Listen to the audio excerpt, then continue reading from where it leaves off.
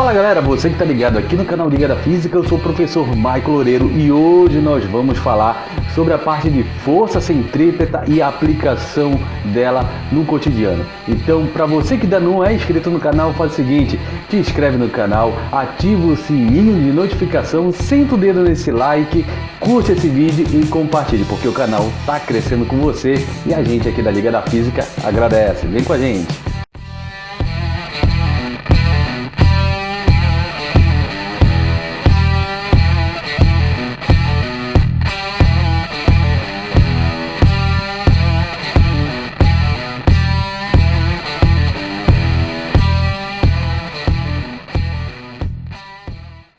Você que é ligado aqui no canal Liga da Física, eu sou o professor Michael Loureiro e hoje nós vamos falar sobre a parte da força centrípeta. Mas antes de começar esse vídeo, se você ainda não é inscrito, se inscreve aí no canal, dá essa força pra gente, pois o canal está crescendo graças à sua força, beleza galera?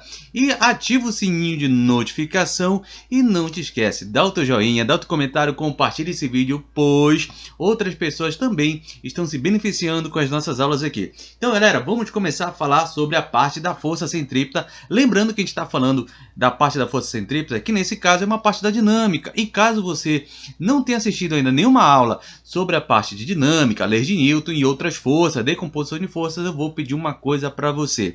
Dá um stop nesse vídeo, volta lá na nossa playlist e faz o seguinte, dá uma olhadinha lá com calma para poder você pegar aula por aula e aí você vai ficar fera na parte de física, beleza? Então vem comigo aqui galera. Bom, só lembrando que quando a gente fala da parte da força centrípeta, eu te pergunto, o que podemos dizer desta imagem aqui? Bom, claro, nós temos a galera aí se divertindo num parque de diversões, aonde você vê que as pessoas estão girando em torno de um eixo muito bonito e um detalhe, você percebe que elas ficam um pouco inclinadas nesse giro. Por que isso acontece? Bom, um outro detalhezinho aqui é que se você perceber, tá todo mundo preso por cabos. E esse cabo, será que ele faz alguma força? Será que ele tem alguma resultante? Bom, a gente vai descobrir isso nesta aula. Beleza, galera? Então vamos falar um pouquinho sobre a parte da força centrípeta. Bom, com certeza você já deve ter perguntado o que é a força centrípeta, né? O que é? Bom, vamos colocar o seguinte.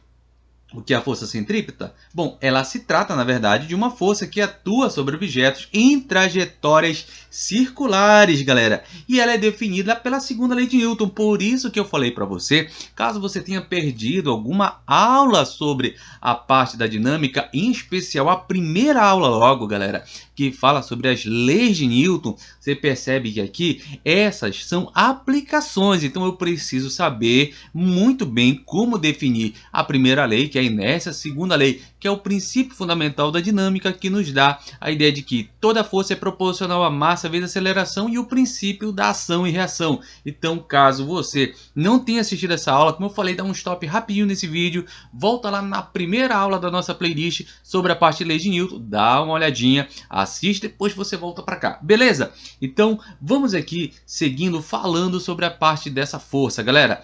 O mais interessante é que quando nós temos aqui a ideia de que está um corpo se movimentando em trajetória circular, eu vou lembrar uma coisa muito importante. Esse corpo ele estaria executando algo que nós chamamos de MCU, que nesse caso é o movimento circular uniforme. E aí, galera, o que é que eu vou ter aqui? Olha, caso você já tenha percebido, olha aqui, olha, quando nós pegamos aqui nosso laser, vimos aqui, olha, eu tenho, por exemplo, aqui a Lua fazendo uma volta em torno da Terra. Galera, olha aqui o que acontece. Eu tenho alguns vetores. E caso você fique na dúvida o que é um vetor, nós temos uma aula só de vetor, beleza? Então eu peço que vocês, toda vez na dúvida, dê um stop no vídeo, dê uma olhadinha. Tudo isso aqui nós temos lá. Então eu tenho um vetor que está apontando para o centro de massa da Terra. Aqui, quando a Lua ela sai do ponto A, vai para o ponto B, para o ponto C e para o ponto D. O que eu percebo? Que nós temos aqui, na verdade, olha, um vetor na direção do centro de massa o tempo todo. Que nesse caso aqui é uma aceleração. Só que a nossa aceleração o quê? Gravitacional. Beleza. Um outro detalhe é que eu vou ter, ó, sempre ao lado no caso aqui da circunferência, nós vamos ter o quê? Um outro vetor, que nesse caso é o vetor velocidade. E galera, vale lembrar que essa velocidade aqui, como está na segunda imagem, ela vai ser chamada de velocidade tangencial, galera. Mas não esquece que também, assim como ela vai ser chamada de velocidade tangencial, ela pode ser chamada de velocidade linear, beleza? Então bora ficar atento. Mas tem um detalhe, galera, lembra quando a gente falou em razão das leis de Newton? Exatamente, qual é a tendência que um corpo tem quando ele está em movimento? É ele permanecer em movimento, só que um movimento retilíneo, a não ser que venha existir alguma força externa atuando sobre esse corpo para fazer com que ele mude sua direção. E é o que está acontecendo aqui, olha, quando eu percebo neste momento, eu estou percebendo, olha, que em todo e qualquer ponto dessa circunferência eu vou ter esse vetor, que é o vetor velocidade, sempre sendo o que? Tangencial à circunferência. Então quer dizer que existe uma força atuando sobre ele, sim. E é justamente essa força que nós estamos chamando de força o quê? De força centrípeta. Agora, galera, vale lembrar que quando eu tenho essa outra informação aqui, que eu tenho a velocidade tangencial, que pode ser chamada de velocidade linear, nós também temos uma velocidade angular. Galera, temos que ficar atentos, porque aqui nós temos uma indicação direta do movimento circular uniforme, beleza? E nesse caso você tenha esquecido, nós temos aqui, olha, vamos pegar aqui nossa canetinha. Essa velocidade angular, ela é simbolizada, olha, pelo ômegazinho pequenininho, beleza? Então, ele tem a ver com os ângulos que podem ser abertos aqui de um ponto para outro. No caso da velocidade tangencial, eu vou ter aqui, ó, a velocidade em forma de V, como nós estamos vendo aqui nesse sentido. E um outro detalhe, quando eu tenho, por exemplo, essa nossa mudança o tempo todo dos vetores, eu percebo então que vai ter que existir uma aceleração voltada para onde, galera? Voltada para o centro. E um detalhe, vale lembrar que força e aceleração, pela segunda lei de Newton, as duas vão estar sempre na mesma direção e no mesmo sentido. Então logo, bem aqui, nós também podemos ter um vetor, que vai ser o nosso vetor força, o quê? Força centrípeta. E aí, vale lembrar que pela segunda lei de Newton, que diz que pra gente toda força é proporcional a quem, galera? Exatamente, massa e aceleração. Eu vou perceber que eu vou ter também aqui massa e aceleração. Só que a nossa aceleração aqui não é linear, e sim uma aceleração que beleza, centrípeta, viu, galera? Então, eu vejo que vocês estão atentos a essa parte aqui da nossa aula. Bom, então, resumindo, quando um objeto ele executa um movimento circular uniforme, o valor de sua velocidade é constante. Isso quer dizer que ele sempre vai ter a mesma velocidade, mas essa grandeza sofre alterações na sua direção. Foi como nós vimos na imagem anterior, galera. Então, você percebe aqui novamente, olha, que em qualquer ponto dessa circunferência, se nós tivéssemos a Lua bem aqui, nós teríamos, olha, a nossa aceleração gravitacional, mas porém bem aqui, olha, eu vou ter uma tangente de quem? Da velocidade. Então, em qualquer ponto ele sempre vai estar sofrendo o quê? Variações na sua direção, beleza? Então não esquece, resumindo, é o que nós colocamos aqui. Quando o objeto executa um movimento circular uniforme, o valor da sua velocidade é constante, mas essa grandeza sofre alterações na sua direção e sentido, beleza? Bom, um outro detalhezinho aqui é que se você reparar nessa nossa figura, eu tenho que o vetor velocidade em vermelho, ele sofre alterações de sentido da direção ao longo da trajetória circular. Essa grandeza é responsável pela mudança na direção e no sentido da velocidade durante a execução do movimento. Nesse caso é circular, e a aceleração vai ser chamada de centrípeta. Esse vetor destacado para a gente em verde é a grandeza definida pela seguinte equação, olha. Então a aceleração centrípeta pode ser calculada pegando quem, galera? A velocidade de linear elevada ao quadrado e dividindo pelo raio da circunferência. E aí nós já começamos a perceber que existe algo interessante aqui que a gente vai abordar um pouco mais à frente, que é a situação da aceleração com o raio da circunferência. Eles passam a ser grandezas inversamente proporcionais. Então fica atento, porque isso vai fazer toda a diferença um pouco mais à frente para a gente. Beleza, galera? Bom, seguindo, então, em termos, a força centrípeta, o termo centrípeta significa aquilo que aponta para o centro. Então, se a gente reparar naquela figura anterior, que os vetores, no caso em verde, que apresentam uma aceleração centrípeta, eles vão apontar para o centro e gera uma mudança na direção e sentido da velocidade. Vamos voltar aqui rapidamente, galera. É isso aqui que está acontecendo, olha. Você percebe que existe um giro, você percebe aqui, olha, que o V sempre vai ser uma tangente e a nossa aceleração sempre voltada para onde? Sempre voltada para o centro da circunferência, beleza? Bom, lembrando então que essa aceleração ela é dada pela unidade, né? Metro por segundo ao quadrado, não podemos esquecer. Isso porque a velocidade vai estar em metro por segundo e o raio também precisa estar em metros, beleza? Bom, passando à frente, vamos ficar atento? A associação da aceleração centrípeta podemos definir pela segunda lei de Newton, a força centrípeta. Então essa força é responsável por manter os corpos presos em uma trajetória circular. Galera, olha só que nós temos aqui. Força igual a massa vezes aceleração. Isso aqui é referente a quem? A segunda lei de Newton. Beleza, vamos lá? Segunda lei de Newton, né?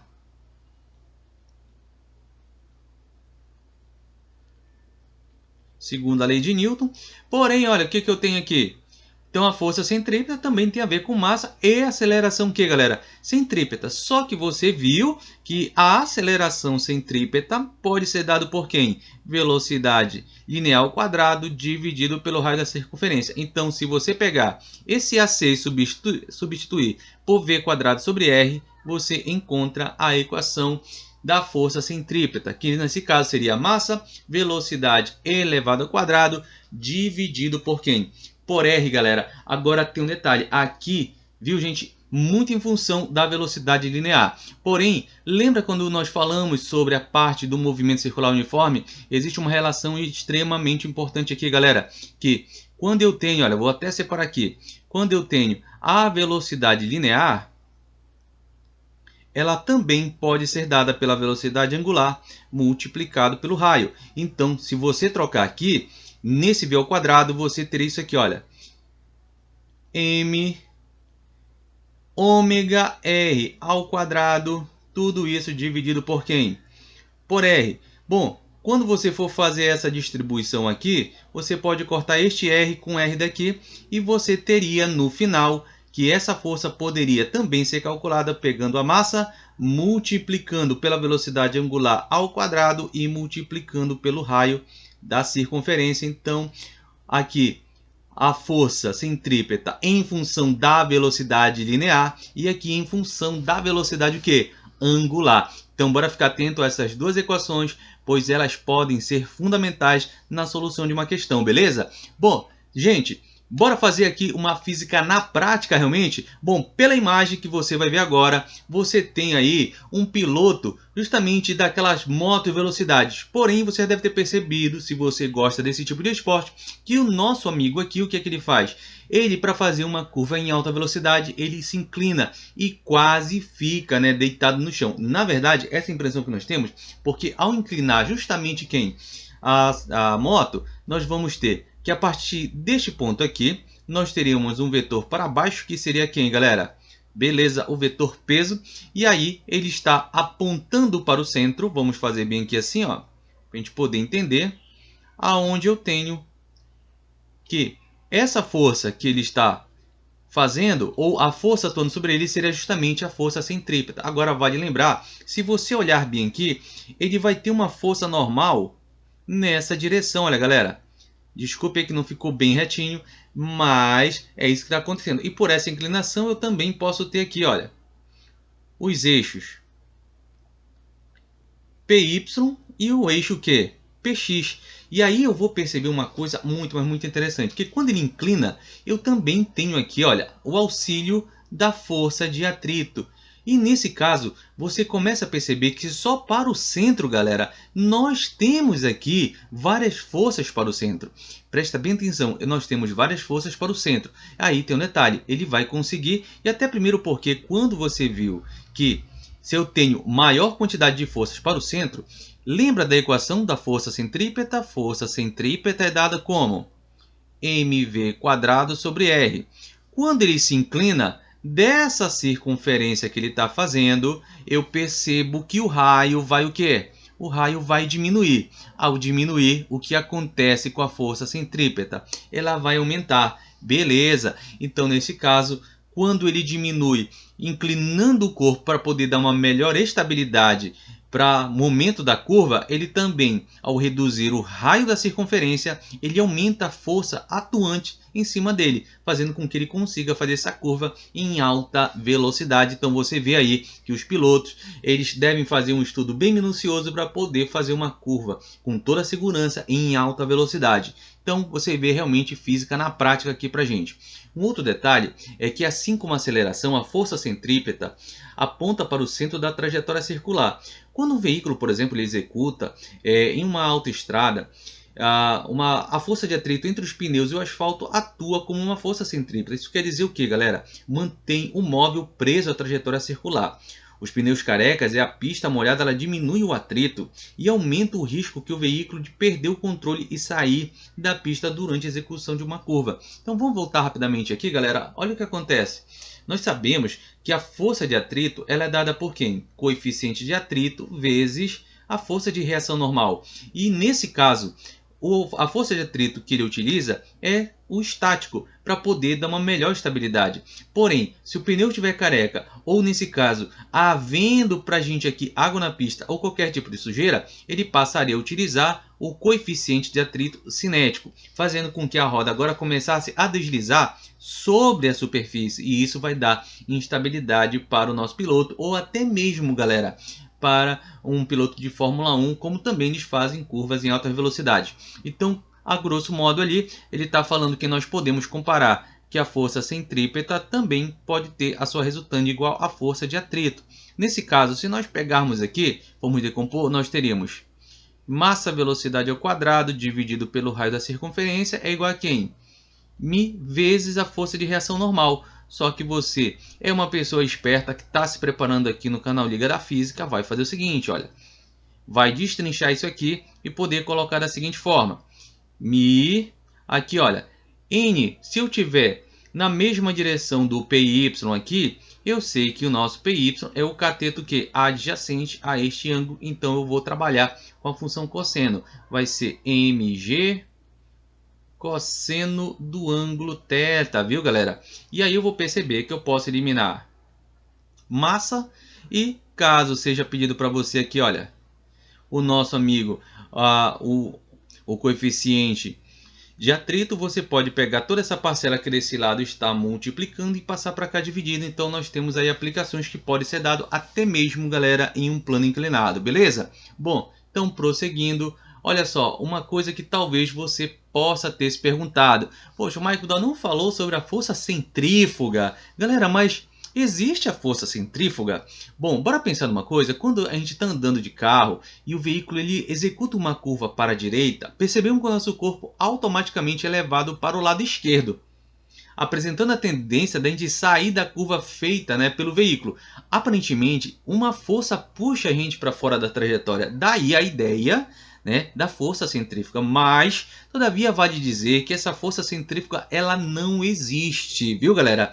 O que muitos chamam de força, na verdade, é a inércia. Sabe por quê, galera? Lembra quando eu falei para você assistir todas as nossas aulas? Bom, lembra quando a gente falou sobre a parte de inércia? Nós temos que a inércia é a propriedade que um corpo tende a permanecer em movimento retilíneo e uniforme, ou em repouso, a não ser que exista uma força externa capaz de alterar esse estado ou de movimento retilíneo uniforme ou repouso.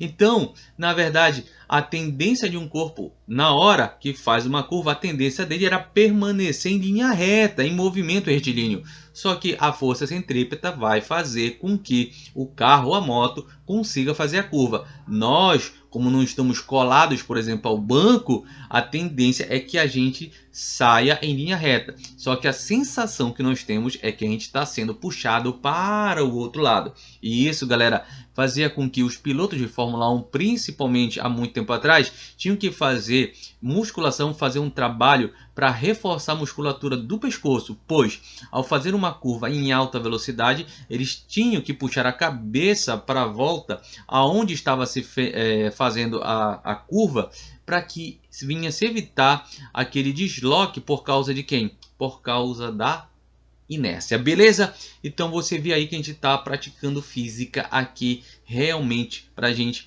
na vera. Bom, Outras situações, galera, que é muito interessante, é porque vai aparecer algumas situações totalmente inusitadas. Por exemplo, a velocidade de looping, galera. Aqui, olha, bem simples. Quando eu tenho, por exemplo, o Globo da Morte, nós temos que, nesse caso, o nosso amigo aqui, ó, o pilotinho, ele consegue dar uma volta e não cai. Galera, por que ele não cai? Porque na verdade ele vai ter uma situação aqui de uma velocidade mínima para poder conseguir fazer essa volta. Se ele não conseguir atingir essa velocidade, o que vai acontecer? Infelizmente ele sofre um acidente caindo. Então nesse caso, a gente vai comparar aqui de uma maneira bem simples e rápida.